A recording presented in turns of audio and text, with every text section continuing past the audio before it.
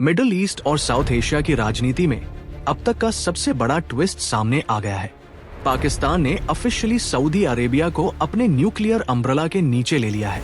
एक historic defence agreement के तहत दोनों देशों ने एक दूसरे को किसी भी अग्रेशन से बचाने का वादा किया है। पहली बार पाकिस्तान का डिफेंस मिनिस्टर ओपनली कह रहा है कि न्यूक्लियर कैपेबिलिटीज अब सऊदी अरेबिया के लिए भी अवेलेबल होंगी। इंडिया, ईरान, इजराइल और गल्फ कंट्रीज के लिए ये मूव क्या मतलब रखती है? चलिए जानते हैं इस हिस्टोरिक डील की पूरी स्टोरी और global implications. Pakistan Saudi nuclear pact अब सिर्फ सिंबॉलिक नहीं रहा, ये दोनों देशों की सुरक्षा को एक दूसरे से जोड़ता है। स्ट्रैटेजिक म्यूचुअल डिफेंस एग्रीमेंट के तहत अगर किसी पर हमला हुआ तो दोनों पर हमला माना जाएगा, बिल्कुल नाटो स्टाइल कलेक्टिव डिफेंस की तरह। एनालिस्ट्स कह रहे हैं कि ऑपरेशनल डिटेल स्पष्ट नहीं है, लेकिन डिप्लोमेटिक ट्रस्ट और पॉलिटिकल विल इस पैक्ट की बैकबोन है। रीजन में ये मूव इजराइल, ईरान और गल्फ कंट्रीज के लिए नए चैलेंजेस पैदा कर सकता है और सऊदी के न्यूक्लियर शील्ड से नेबरिंग स्टेट्स अपनी स्ट्रैटेजीज रीथिंक कर सकते हैं। ये पार्टनरशिप साउथ एशिया और मिडिल ईस्ट में पावर डायनामिक्स बदल सकती है और दिखाती है कि न्यूक्लियर डिप्लोमेसी अब सिर्फ डटेरेंस नहीं, बल्कि रीजनल इन्फ्लुएंस का भी पावरफुल टूल बन गई है।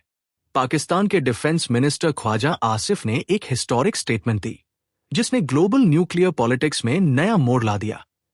पहली बार पाकिस्तान ने ओपनली कहा कि अपने न्यूक्लियर अम्ब्रेला को सऊदी अरेबिया तक एक्सटेंड किया जाएगा under the strategic mutual defence agreement. Asif ने साफ कहा कि पाकिस्तान की टेस्टेड न्यूक्लियर कैपेबिलिटीज और मिलिट्री एक्सपर्टीज इस पैक्ट के तहत पूरी तरह अवेलेबल होंगी। डेकेड्स की स्पेक्यूलेशन खत्म हो गई। यह मूव सिर्फ सऊदी अरेबिया तक सीमित नहीं, भविष्य में अन्य गल्फ कंट्रीज तक भी फैल सकती है। इंटरनेशनल कम्युनिटी में ये अनाउंसमेंट शॉकवेव्स भेज रही है। ईरान और इजराइल अपनी सिक्योरिटी स्ट्रैटेजीज रीथिंक कर रहे हैं और यूएस को भी मिडिल ईस्ट में अपनी पॉलिसी रीअसेस करनी पड़ सकती है। इंडिया भी क्लोजली देख रहा है कि ये नया सिक्योरिटी आर्किटेक्चर सबकॉन्टिनेंट में उसकी स्ट्रैटेजी को कैसे प्रभावित कर सकता है।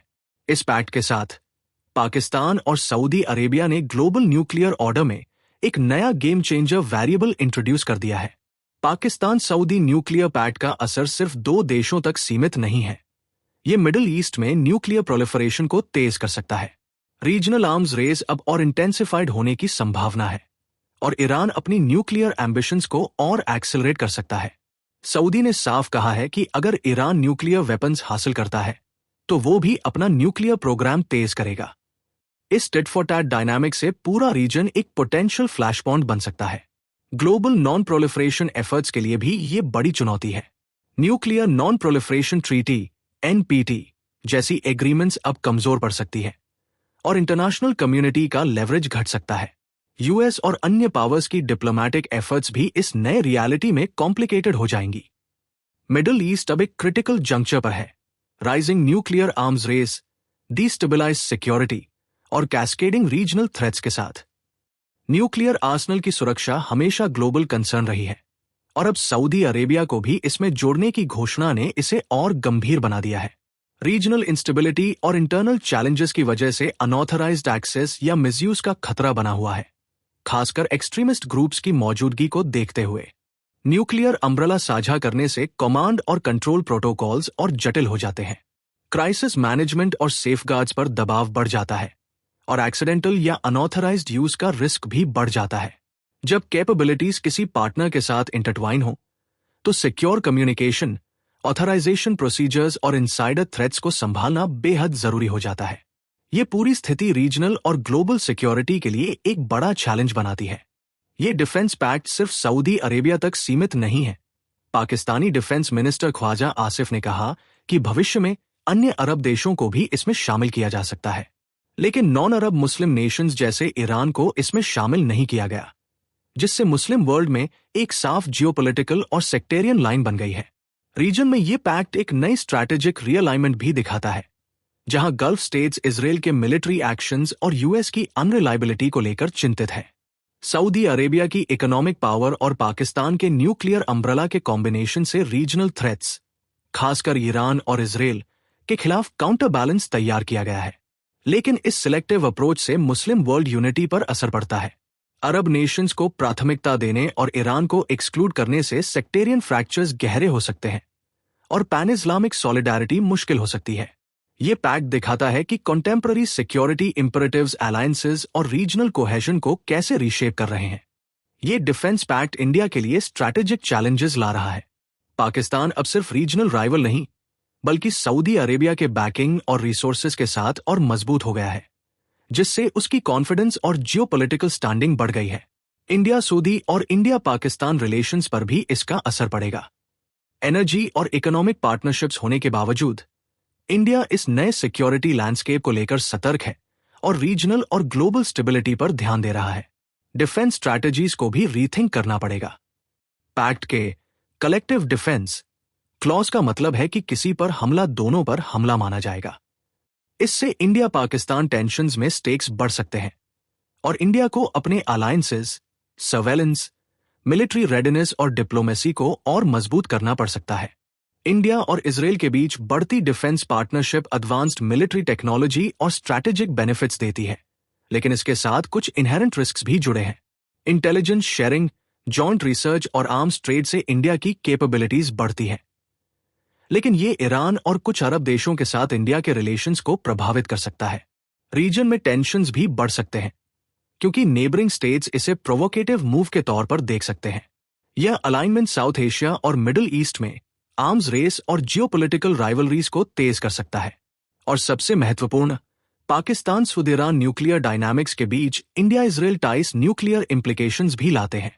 इजराइल का सपोर्ट इंडिया को रीजनल थ्रेट्स के खिलाफ एज देता है, लेकिन इससे न्यूक्लियर एंग्जाइटीज और नॉन प्रोलिफरेशन एफर्ट्स पर भी असर पड़ सकता है। पाकिस्तान सऊदी न्यूक्लियर पैक्ट का असर इंडिया की एनर्जी सिक्योरिटी और फॉरेन पॉलिसी पर भी पड़ता है। इंडिया अपने क्रूड ऑयल इंपोर्ट्स का 60% से ज्यादा मिडिल ईस्ट से लाती है, इसलिए गल्फ कंट्रीज के साथ स्टेबल रिलेशंस जरूरी है। अब सऊदी अरेबिया के पाकिस्तान के साथ क्लोजर मिलिट्री टाइज से एनर्जी डिप्लोमेसी और भी कॉम्प्लेक्स हो गई है। इंडिया को एक डेलिकेट बैलेंसिंग एक्ट निभाना होगा। पाकिस्तान के न्यूक्लियर और मिलिट्री थ्रेट्स से निपटना है, लेकिन गल्फ कंट्रीज के साथ ट्रेड, एनर्जी और डायस्पोरा रिलेशंस भी मजबूत रखनी है। इस स्थिति में इंडिया को अपने डिफेंस और डिप्लोमेटिक स्ट्रैटेजीज को रिकैलिब्रेट करना पड़ेगा। इजराइल और वेस्ट के साथ टाइज डिपेंड करते हुए मिडिल ईस्ट के साथ डायलॉग भी जारी रखना होगा। इकोनॉमिकली भी चैलेंजेस है। रीजनल प्रोजेक्ट्स जैसे चाबहार पोर्ट और सऊदी रिफाइनरीज में इन्वेस्टमेंट्स को सेफगार्ड करना है। एनर्जी, सिक्योरिटी और इकोनॉमिक कोऑपरेशन को एक साथ मैनेज करना इंडिया की फॉरेन पॉलिसी का बड़ा टेस्ट बन गया है। Pakistan Saudi strategic mutual defence agreement के तहत पाकिस्तान की जिम्मेदारियां अब सिर्फ अपनी बॉर्डर्स तक सीमित नहीं है। सऊदी अरेबिया की सिक्योरिटी भी उसकी प्राथमिकता बन गई है। डिफेंस मिनिस्टर ने कहा कि पाकिस्तान की न्यूक्लियर कैपेबिलिटीज अगर जरूरत पड़ी तो सऊदी अरेबिया के लिए अवेलेबल होंगी, जो डटरेंस अम्ब्रेला का अनप्रेसिडेंटेड विस्तार है। लेकिन ये कमिटमेंट रिसोर्सेज पर भारी पड़ सकता है। पाकिस्तान को अपनी बॉर्डर्स और इंडिया के साथ ऑनगोइंग सिक्योरिटी नीड्स के साथ साथ सऊदी अरेबिया के डिफेंस कोऑर्डिनेशन और पॉसिबल ट्रूप डिप्लॉयमेंट भी मैनेज करना होगा, जो मिलिट्री और इकोनॉमिक प्रेशर्स बढ़ाता है। रीजन की स्टेबिलिटी भी प्रभावित होती है। पाकिस्तान और सऊदी अरेबिया का ये कंबाइंड डटरेंस मैसेज एडवर्सरीज को रोकने के लिए स्ट्रॉन्ग है, लेकिन इससे आर्म्स रेस और ईरान की न्यूक्लियर एम्बिशंस तेज हो सकती है। गल्फ में न्यूक्लियर इंटीग्रेशन एग्जिस्टिंग अलायंसेस को कॉम्प्लिक कर सकती है और मिडिल ईस्ट और साउथ एशिया में नई अनसर्टेनिटीज पैदा कर सकती है। ये डिफेंस पैक्ट पूरे रीजन में डोमिनो इफेक्ट पैदा कर सकता है। न्यूक्लियर आर्म्ड पाकिस्तान और सऊदी अरेबिया का mutual defence commitment neighbouring countries को अपनी मिलिट्री कैपेबिलिटीज बढ़ाने के लिए प्रेरित कर सकता है। ईरान इसे डायरेक्ट थ्रेट मानते हुए अपने न्यूक्लियर और मिसाइल प्रोग्राम्स तेज कर सकता है, और अन्य गल्फ स्टेट्स भी सिमिलर सिक्योरिटी गारंटीज की तलाश में हो सकते हैं। शिफ्टिंग अलायंसेस और यूएस पर डिक्लाइनिंग कॉन्फिडेंस के बीच रीजनल प्लेयर्स अब अपने डिफेंस कोलैबोरेशंस एक्सेलरेट कर रहे हैं, एडवांस्ड वेपनरी खरीद रहे हैं और डटरेंस मैकेनिज्म्स में निवेश बढ़ा रहे हैं। सऊदी पाकिस्तान अलायंस इस ट्रेंड को दिखाता है। रीजनल सेल्फ रिलायंस और न्यूक्लियर डटरेंस पर आधारित स्ट्रैटेजिक पैक्ट्स, लेकिन रीजनल सिक्योरिटी फ्रैजाइल बनी हुई है। एम्बिग्यूअस ऑपरेशनल डिटेल्स और कंपीटिंग इंटरेस्ट्स टेंशंस बढ़ा रहे हैं। सऊदी अरेबिया, ईरान, इजराइल और इंडिया पाकिस्तान राइवलरी के बीच न्यूक्लियर वेपन्स इंटरट्वाइंड होने से मिसकैलकुलेशंस और इनएडवर्टेंट एस्केलेशन का खतरा और बढ़ गया है। ये हिस्टोरिक अग्रीमेंट पाकिस्तान सऊदी रिश्ते को एक नए स्तर पर ले जाता है। पाकिस्तान के न्यूक्लियर डिटरेंट को सऊदी अरेबिया की सिक्योरिटी फ्रेमवर्क के साथ एक्सप्लिसिटली जोड़ते हुए। ये ट्रेडिशनल रिलायंस ऑन पावर्स जैसे यूएस से हटकर रीजनल स्टेबिलिटी में दोनों देशों को सेंट्रल प्लेयर्स बनाता है। पैक्ट का टाइमिंग इजरायली मिलिट्री कैंपेन्स और यूएस इन्फ्लुएंस के बदलते माहौल में इसकी स्ट्रैटेजिक अर्जेंसी को दिखाता है। पैक्ट स्ट्रैटेजिक अपॉर्चुनिटीज भी देता है और रिस्क्स भी बढ़ाता है। पाकिस्तान को एनहांस डिफेंस कोऑपरेशन और सऊदी इन्वेस्टमेंट का फायदा मिलता है, जबकि सऊदी अरेबिया को न्यूक्लियर अम्ब्रेला मिलती है जो ईरान और इजराइल जैसे रीजनल एडवर्सरीज के खिलाफ डटरेंस बढ़ाती है। लेकिन न्यूक्लियर इंटीग्रेशन आर्म्स रेस और रीजनल टेंशंस का खतरा भी बढ़ाती है। इस इवॉल्विंग लैंडस्केप में विजिलेंस जरूरी है। रीजनल और ग्लोबल पावर्स को डेवलपमेंट्स मॉनिटर करने होंगे और टेंशंस मैनेज करने के लिए डिप्लोमैटिकली एंगेज करना होगा। क्लियर कम्युनिकेशन और कॉन्फिडेंस बिल्डिंग मेजर्स के जरिए फ्रेजाइल पीस को मेंटेन करना होगा और आर्म्स कंट्रोल और नॉन प्रोलिफरेशन एफर्ट्स को मजबूत करना होगा। तो दोस्तों, यही थी हमारी detailed analysis Pakistan Saudi Arabia nuclear pact और उसके रीजनल और ग्लोबल इम्प्लीकेशंस पर। अगर आपको ये वीडियो पसंद आया हो तो लाइक और शेयर जरूर करें और ऐसे अपडेट्स के लिए पॉलिसी 360 को सब्सक्राइब करना न भूलें। धन्यवाद।